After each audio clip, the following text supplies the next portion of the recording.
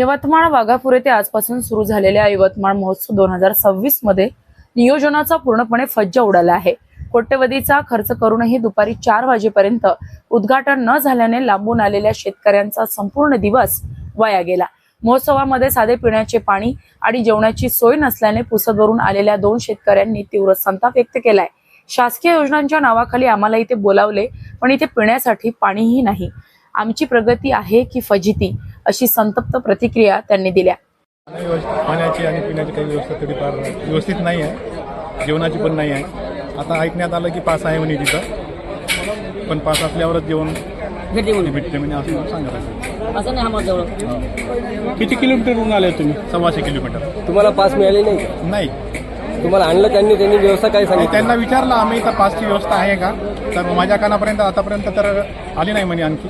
मग जेवणाची व्यवस्था, पाण्याची व्यवस्था कशी तुमची? नाही, व्यवस्थित तुम्ही नाही। सकाळी किती वाजता निघले? आम्ही 9 वाजता।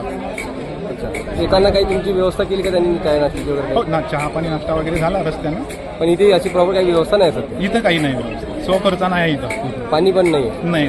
काय नाव तुमचं? नितीन सखाराम राठोड, गाव? कवडीपूर, पुसद। हलू नका तुम्ही, सांगा तुमचं नाव? माझं नाव मनोज धातू राठोड, राणा कवडीपूर, तालुका पुसद, जिल्हा यवतमाळ। हे कृषी फसल कृषी काय कृषी हाय कार्यक्रम आहे म्हणते पाहायला आलो। 2 समजा 8 वाजता आलो। याला समजा 2 तास गेले यायला। 80-90 किलोमीटर आहे आमचं गाव आहे पुसद यवतमाळ। इथे येऊन तर पाणी गिणी काही नाही, व्यवस्था नाही। इकडे ते जेवला आहे मध्ये व्यवस्था, ते जेव तिथे पासाने काहीच नाही, पासून फोडून आणू। पाण्याची सुद्धा व्यवस्था काहीच नाही? नाही, पाणी नाही ना। इकडे बॉटल या म्हणते, एक बॉटल आहे त्यावर 20 रुपयाला।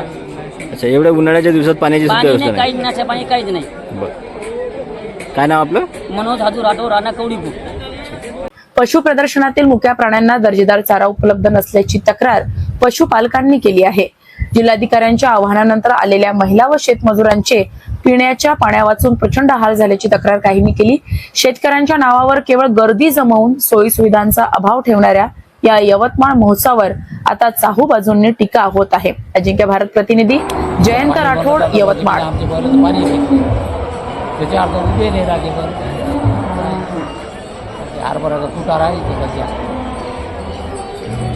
आम्हाला म्हणलं असं सोयीत नाही, आता आम्ही तिकडून भाडे आणल्या तिथून दूध राहायचे यायला। पण मला सांगा, आता हे जे चारा तुमचे बैल खात आहे हे व्यवस्थित आहे का? याच्यापेक्षा चांगला चारा तुम्ही त्या बैलाला टाकत असता? काय चारा तुम्ही घरी देता?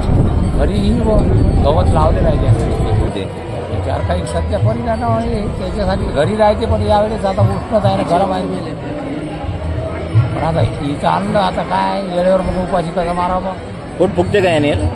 पोट फुगते काय नाही बैल? वाप गरम आपल्याला ताप आल्यासारखं। बरं, मला सांगा, आता इथं चाऱ्याची कशी व्यवस्था, चांगली आहे की काय अशीच आहे? सध्याची आता तिथं काढावं लागतं। आता सकाळी आणले आम्ही, म्हणजे जेवारीच्या कणसाने पूर्ण घालून आम्ही उगाची जेवारी खाल्लं। काय नाव तुम्ही? काय नाव तुमचं? आमचं बंडू राठोड।